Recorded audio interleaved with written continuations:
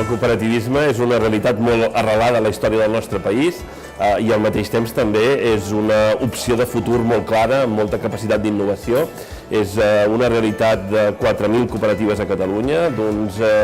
38.000 llocs de feina. Nosaltres des del govern, tant la consellera Dolors Bassa com nosaltres mateixos, intentem ser-ne conscients, intentem trobar la manera de donar-li impuls, de donar-li continuïtat i estem convençuts que pot ser una solució en molts àmbits que necessiten trobar un espai mix, un espai intermig entre la gestió pública directa i la privatització estricta i per tant ens sembla que aquí hi ha molt de recorregut, també en d'altres àmbits, i per tant que el cooperativisme té molt de futur al nostre país i nosaltres treballem perquè així sigui.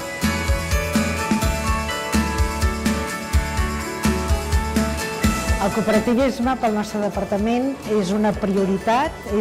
creiem que l'economia social és un dels valors més importants que tenim en el departament, per tant en farem difusió i com hem fet durant molt de temps, aquest any sobretot, treure noves formes. Creiem que el cooperativisme ha salvat durant el temps de crisi que empreses i treballadors puguin avançar, que puguin tirar endavant. Com a Departament de Treball i Afers Socials i Famílies tenim la persona com a centre i per tant a l'economia social el cooperativisme és això, la persona per sobre del capital, que creiem que és el que ens porta a una societat més justa i més equitativa.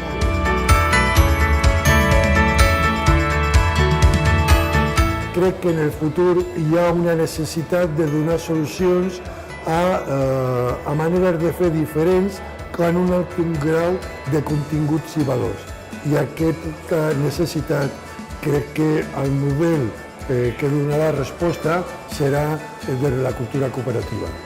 El repte que tenim avui per avui les cooperatives és anar profunditzant en una manera de fer